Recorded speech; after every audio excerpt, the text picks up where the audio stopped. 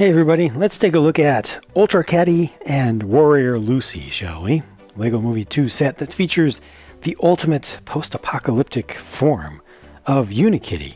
You can see her as Angry Kitty, but she doesn't have to be angry in this form, interestingly. They give you some options. We'll take a look at those. Let's go ahead and focus in on that main build first. In my opinion, this is a pretty nice build. It definitely has a lot of articulation, a lot of mobility to it. You can move the tail all around. You can move the legs independently, forward and back. They also have knee joints. That's something we don't get very frequently in anything from Lego, so a lot of people will be happy about that.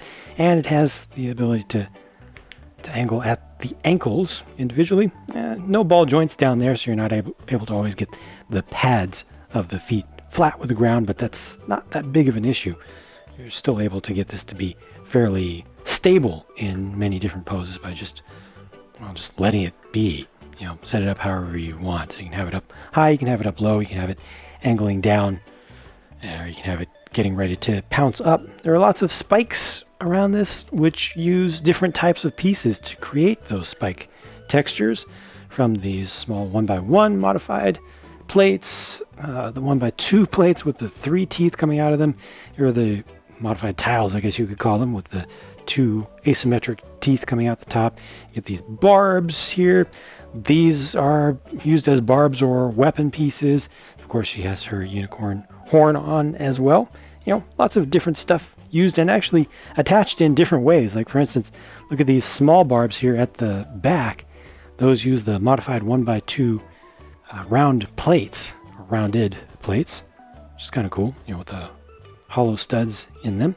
There's different building techniques used. I think you've also got a joint here. Yeah, you can make that come down like that, or go up this way, and there's actually some room, some extra room to move around there. You can adjust these around. Got the nice reins there. There's lots and lots and lots of spikiness. Not too much reliance on stickers in this set. I'm happy to say that's a sticker right there. That's a sticker there on the side. Different sticker over here, and that's a duplicate right there. Yeah, pretty good, pretty straightforward. These are your rounded, small-sized car roof pieces. All the color scheme is pretty consistent through and through. Turning it upside down, look at that. Color scheme is still good. I don't see any green there. I don't see any blue. Excellent. Just makes it feel like the designers cared a little bit more about the finished product when they have all the colors just consistent throughout an entire build. This is a very interesting thing here with the head. Now the head is on a ball joint, so you can rotate it around. You're not able to turn it side to side very much. You can move these kind of main MANE sub-assemblies around a bit to adjust, to give yourself a little bit more room, but it doesn't help all that much. This was also an interesting attachment here for kind of the pauldron. Uses an axle, a little small skateboard axle underneath as an attachment there, so it leaves it nice and soft. But the most interesting thing here to me is not even the fact that this is a print, it's the fact that it's a 1x5 brick. How frequently do you see that? They also give you options. Like I said, it doesn't have to be Angry Kitty. It can be Super Angry Kitty. It can also just be a very happy kitty who's still, a post-apocalyptic warrior, Ultrakatty. So these are 1x5 bricks. Count it up. I had to pause when I was building this, when I realized the size of that. I'm like, what? And it's designed to jump, so you can move a half a stud at a time underneath. So this can be put on top of a 1x4, and it will, just sit in the middle of it, or on top of not a 1x6. 1x6 won't work, but you can definitely adapt this over to an even system. Yeah, it's just cool. The print on each of these is very good. The white is bright. The yellow does not let a lot of red bleed through. Shows that Lego is perfectly capable of doing very good prints to this day. Nice solid prints. So they should do that more frequently. But it's nice that they give you these options, and obviously to change the expression you just remove a handful of pieces here. There we go. And just swap that out. Go ahead and put in this easy one, or a nice one. And just stick these back on there. You know, kind of asks for you to do customization to this. That's nice. Oh yeah, I forgot to specifically point out the fact that these are printed pieces down here as well. So those do not use stickers. Those easily could have used stickers. They're 1x2s. They go put stickers on parts of that size all the time. Glad that they didn't here. Those are not the highest quality prints. Not the most opaque, but they're okay. You know, it's better than stickers, I think. And because of the colors used there, they don't clash. And when the yellow is not the most thick and the most opaque, it doesn't look so terrible. The one other build in the set is one of these alien invaders from the planet Duplo.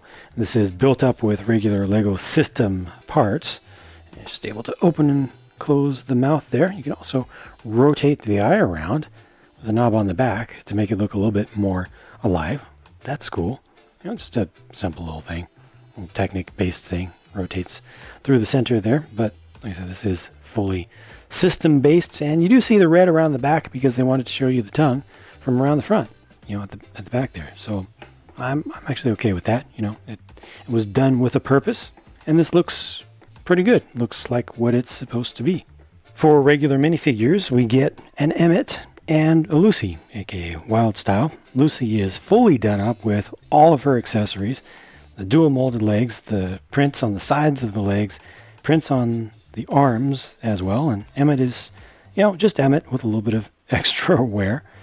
I know that a lot of people don't like the inclusion of these figures in too many sets, because if you are to get a bunch of sets from one theme, and then you end up with, you know, a bunch of the same characters, maybe with slight variations, it's not that fun. It's better to get more different figures. But I feel like this is the correct selection of figures to include with this set. I mean, you're going to include Lucy for sure with this set to go with Ultrakatty to ride.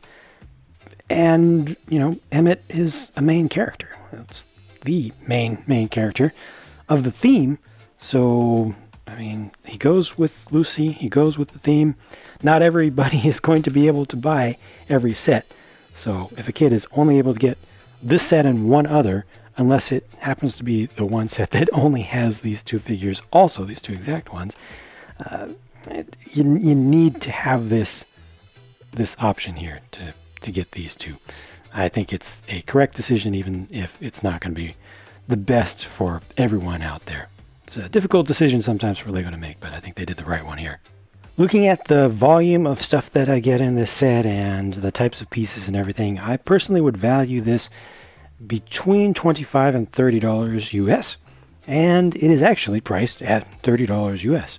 So within a reasonable range, I think. No issues with value there. Certainly if you can get it at a discount, all the better, more. But I think you get a pretty good value overall for what you get here, because there's a nice build and the end result is pretty good. It's very playable. It looks interesting.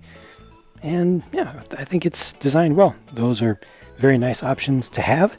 And there is an official alternate build, a combo build. If you put this together with the Escape Buggy, it's a little bit weird, but I will try that out. I have both sets now built, so I will make the switch over to that and see how that looks in a separate video.